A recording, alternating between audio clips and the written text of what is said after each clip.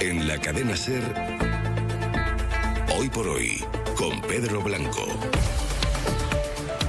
9:37 de la mañana, 8:37 en Canarias, tiempo del abierto con Mario Urrea, con Berna González Harbour, con José María Lasalle. Y como les decía antes, esta mañana además sumamos aquí al tiempo de reflexión sobre la historia más reciente de este país. Ahora entenderán por qué. A Ernesto de Kaiser, que acaba de publicar este libro que tengo aquí, con Espasa, El coronavirus, crónica de la conspiración. Ernesto, bienvenido, como siempre, a tu casa. Hola.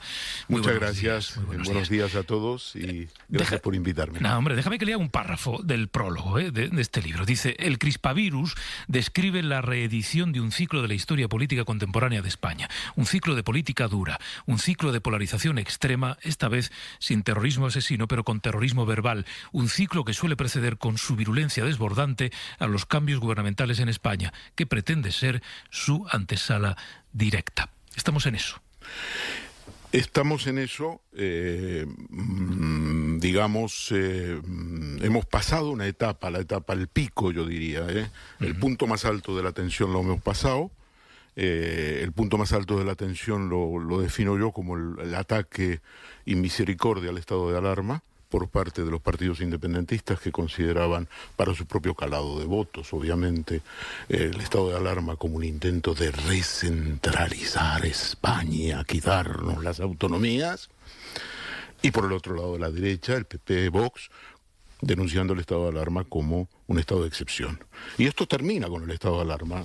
Ya veremos en la historia futura que nos sugiere todo esto, porque todo esto es continuo. Ya lo veremos, pero se carga en el estado de alarma. El gobierno de Pedro Sánchez tiene que ceder, tiene que de alguna manera encajarlo en las exigencias de Íñigo Urkullu de celebrar elecciones en el País Vasco sin estado de alarma. Feijóo se beneficia también indirectamente de eso. Y ese, digamos, es el pico más alto, y yo creo que a partir de ahí, de la idea de que este gobierno no va a caer, es una idea que yo creo que está ya desde la Constitución de la Cámara del 3 de diciembre del 2019, que luego el coronavirus se plantea como una posibilidad de asalto al poder ya más directo, y yo creo que ahora estamos en una etapa en la cual las fuerzas políticas, después de las elecciones del 12 de junio, vamos a entrar en una etapa de cierta normalidad. Incluso para los que nos dedicamos a esto y estamos pendientes de la actualidad cada día, este libro, bueno, tiene varias virtudes. Una es la de la recapitulación. Está bien que de vez en cuando, nos sentemos a recordar todo lo que ha ido ocurriendo, y la de la perspectiva, ¿no? Porque tú vas avanzando en la lectura por algunos de los episodios más relevantes desde el punto de vista político y judicial en la historia de este país. Y claro, antes de empezar la entrevista, esto decía, y vas viendo cómo están conectados de una u otra manera, algunos de manera medular, otros quizá de manera tangencial, pero hay un hilo que casi lo va cosiendo todo. Sí, la técnica que yo he utilizado en este libro es una novedad en el tipo de trabajo que yo hago. Yo trabajo sobre investigaciones muy largas. Bankia me llevó prácticamente 5 años de trabajo. Un libro de 800 páginas. Cataluña Año Cero, que es un libro que yo publiqué en octubre pasado, también es un libro que me llevó mucha investigación. Y aquí he optado por una técnica distinta. Son 14 cuentos.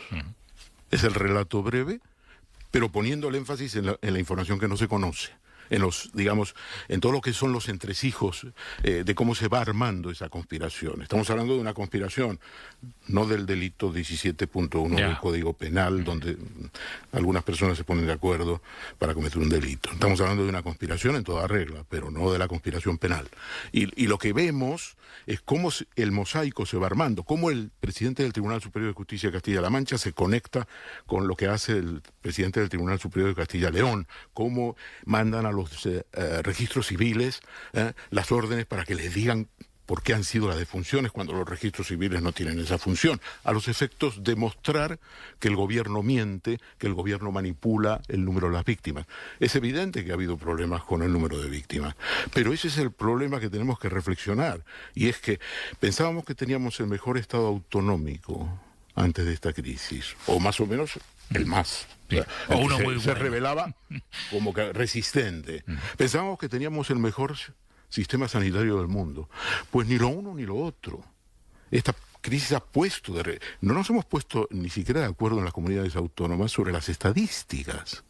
Y sin embargo, la derecha imputa al gobierno de manipular tratando de reconstruir esa famosa frase de Rubalcaba. Digo Rubalcaba porque acabo de escuchar a Felipe González otra vez hablar de Rubalcaba en televisión española, en una entrevista que le estaban haciendo. Y esa idea de Rubalcaba, necesitamos un gobierno que nos diga la verdad, que no nos mienta, lo del 11M, ¿no? Toda esa historia, el PP la da la vuelta y dice, aquí es lo mismo, queremos un gobierno que no nos mienta, un gobierno que diga la verdad. Pero esto no es lo mismo. Esto no es una situación de ese tipo. Y además, ¿cuál es el interés del gobierno de ocultar las víctimas? No entiendo cuál es el bien jurídico, para utilizar un lenguaje penal, que hay ahí. Es decir, ¿qué sentido tiene? Pero bueno, en cualquier caso, yo creo que el asalto al poder ha fracasado. Vamos a una legislatura igualmente convulsa, pero con algunos que se han desenganchado. Hay algunos partidos que han dicho, oye, vamos a jugar parlamentariamente, vamos a negociar. Nos interesa fortalecernos sobre la base de la debilidad de la mayoría parlamentaria del gobierno. Nos interesa. Es el caso de Inés Arrimadas, que ha superado con creces la locura de Alba Rivera. Que por cierto, con Inés Arrimadas empieza el libro, ¿no? Con aquella denuncia que pone contra el presidente Torra por negarse a retirar la simbología... Los lazos amarillos. Los lazos amarillos, eso es la simbología independentista. Y el libro empieza así, Inés Arrimadas no lo sabe, pero con ese gesto está desencadenando luego otras muchas cosas. Sí, es una bomba de efecto retardado, porque fíjate que el viernes 4 de enero... en la víspera del debate de investidura, la Junta Electoral Central hace una interpretación creativa de la legislación penal y se quiere cargar a Torra. Le quita el acta de diputado, con la idea de que si le quita el acta de diputado, deja de ser presidente. Entonces, y el propio Pedro Sánchez en el discurso de investidura lo dice, triquiñuelas, habla de zancadilla, en fin, la idea es, vamos a producir un shock que haga retirarse a Esquerra del apoyo a la investidura. Fracasa, por supuesto.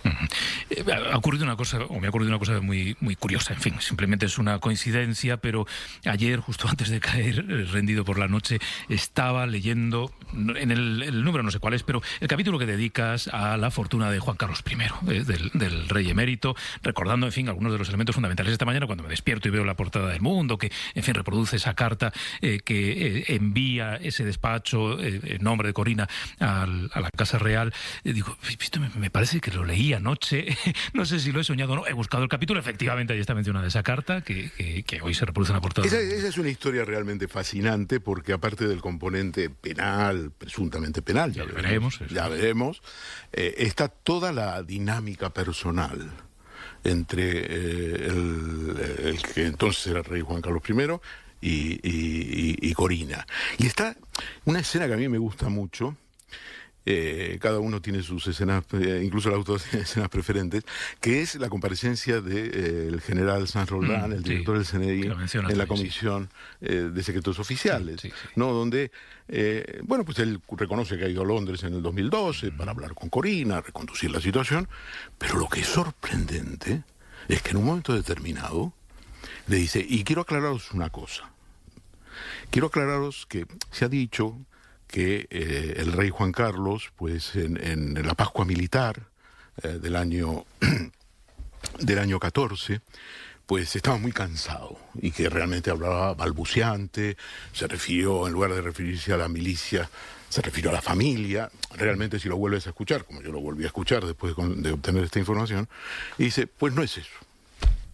No es eso. No es que estuviera cansado. El problema que era que el día anterior, el día de su cumpleaños, sus 36 cumpleaños, fue la última cita con Corina. Ahí deciden romper sentimentalmente. Y el rey, el día lunes, el día de la Pascua Militar, estaba descolocado. Estaba absolutamente deprimido. Claro. Cuando los diputados escucharon esto, este hombre, Sanz Roldán, que es un hombre muy meticuloso, muy discreto, bueno, lo típico, ¿no?, de un director del CNI, dice, nos ha venido a contar secretos de alcoba. Digo, para añadir un rasgo más humorístico al drama que estamos viviendo, que es un verdadero drama. Yo creo que la historia de la instrucción del fiscal Yves Bertosa en Ginebra nos aporta datos muy relevantes, aparte del tema de la fortuna, y es esa declaración que le toma a Dante Canónica, que es un abogado muy reputado en Suiza, muy reputado, una personalidad, y le dice, oiga, ¿por qué cerraron ustedes la cuenta en 2012? En el Bank Mirabeau. La cuenta de la Fundación Lucum, donde había 100 millones de dólares, 64,8 millones de euros. Y él dice, bueno, dice, el rey Juan Carlos se sentía ya incómodo, había negociaciones entre Suiza y la OCDE, la Organización de Cooperación y Desarrollo Económico, para endurecer la legislación fiscal, y él se da cuenta de que esta es una bomba de efecto retardado. Literal. Y claro, cuando reconstruyes la historia 2 años después de la abdicación, te das cuenta que un rey en ejercicio, Juan Carlos en ejercicio, no podía correr el riesgo de que esto se supiera estando él en la zarzuela. En otros términos, que utiliza, y probablemente sea la maniobra política genial más grande que yo haya visto en la etapa democrática española, utiliza esa idea de Il Gattopardo, de Lampedusa, que dice, tenemos que cambiar todo para que todo siga igual. Es necesario cambiarlo todo para que todo siga igual. El rey hace una innovación. Es necesario cambiar algo. Yo me hago el harakiri, para salvar a la monarquía. Bueno, Mariola, Berna y José María, a partir de algunas de las reflexiones de Ernesto de Kaiser, bueno, empezaba la entrevista diciendo esta crónica del crispavirus, esta crónica de la conspiración que tendría como objetivo hacer caer al gobierno, no lo va a conseguir porque es la tesis de Ernesto, es su opinión, el gobierno va a resistir, va a continuar adelante. Y a partir de aquí os lanzo ese hilo, Berna. Bueno, me ha parecido muy interesante. No lo he leído, me encantará leerlo, pero es muy sugerente porque realmente lo que hemos vivido en estos meses ha tenido un extraño y siniestro parecido con lo que pasó después del atentado yihadista. Recordad cómo se manejaron las instituciones, se manejaron los hilos para sostener mentiras de Estado, para deslegitimar al gobierno socialista. Y aquí, estando en la oposición, también lo estuvieron entonces, hemos visto extrañas maniobras también, desde luego la deslegitimación del gobierno socialista como si no lo hubieran elegido los españoles. Desde luego el lanzamiento de mentiras como se lanzaron entonces. Yo desconocía esto que has citado del Tribunal Superior de Justicia de Castilla-La Mancha y de León, estoy deseando leerlo, pero efectivamente se han visto maniobras muy sucias contra la legitimidad del Estado, del gobierno quiero decir, no del Estado. Y lo que es peor, yo creo que esto ha inseminado un odio que en el hábitat de las redes sociales crece como el musgo en la humedad, que es muy pernicioso para la convivencia en España. Y en este momento el odio está superando y ha superado en estos meses nuestra proverbial capacidad de convivencia, de la que también somos capaces. Entonces, me parece de un peligro inusitado, irresponsable y, lo leeré con mucho interés. José María y luego Mariola. Tampoco conocí el libro y le felicito a Ernesto. Acaba de salir, si es que está calentico. Por eso, pero vamos, yo no sé si estamos realmente ante un relato tan organizado, Ernesto, como planteas. Yo creo que la situación que hemos vivido es una situación en la que la sociedad ha estado en shock, ha vivido además una experiencia profundamente sentimentalizada de todo lo que ha representado el impacto del coronavirus, y la política se ha contagiado de ciertos hábitos neorreaccionarios que han estado operando desde Estados Unidos. Hay una cultura política neofascista percutiendo sobre una parte muy importante del comportamiento de los partidos de la derecha en toda Europa, que a través de Vox concretamente ha saltado y ha contagiado probablemente al Partido Popular por el miedo que éste ha tenido a verse desplazado en lo que es el liderazgo en la capacidad de oposición frente a un gobierno y ha incorporado la política, desgraciadamente, estas actitudes de neofascistas que han llevado a situaciones como las que hemos vivido. Algunos lo hemos denunciado a través de los medios de comunicación, hemos escrito sobre esto y hemos insistido sobre ello y que comparto totalmente. Es decir, lo que pasa es que no sé si responde realmente a una trama de completitud en su narrativa que permita efectivamente hablar de una conspiración en esos términos, pero durante un momento se nos estuvo diciendo efectivamente que el estado de alarma nos llevaba directamente a las costas de Venezuela y de Cuba y desapareció el estado de alarma y seguimos estando en Europa, ¿no? Y ya veis lo que está pasando en Cataluña, ¿no? que ahora algunos echan de menos la dimensión jurídica del estado de alarma por la dificultad de imponer medidas. Mariola, un minutico que tengo. Sí, nada, felicitar a Ernesto por el libro. Muchas gracias, Mariola. Con gusto. Y dos cosas muy rápidas. La primera, yo creo que la estrategia que señala Ernesto de intentar desestabilizar el gobierno, porque se creyó que nacía de una manera muy frágil, ha condicionado la estrategia política de oposición del Partido Popular, y tengo la impresión de que ya están interiorizando que el Partido Socialista, si consigue sacar adelante los presupuestos, que todo invita a pensar que va a ser así, agotará la legislatura. Por tanto, esto invita a reflexionar al Partido Popular un cambio de la estrategia de oposición para convertirse en alternativa. Y una cosa muy rápida sobre el rey: urge, en clave política, tomar la decisión que cierre el episodio Juan Carlos I en los términos que se considere pertinente por la Zarzuela y la Moncloa, pero urge porque esto es bochornoso y yo creo que España no se lo merece. Bueno, por no contar todo, pero en el libro también aparece Aznar o Marlaska, Pérez de los Cobos, Rodríguez Medel, la fiscal general, en fin, que está aquí la crónica de este tiempo. La juez que se va de pesca. La juez que se va de pesca. Y que tiene que irse a la cabaña cuando no tiene suerte. Bueno, que es la crónica de este tiempo tan convulso que estamos viviendo. Iba a decir que hemos vivido, no, qué carajo que estamos viviendo. Ernesto Ecaizer, el Crispavirus, crónica de la conspiración, publicado por Espasa. Como siempre, un placer, Ernesto. Muchas gracias. Un abrazo a todos. Grande. Seguimos. Gracias.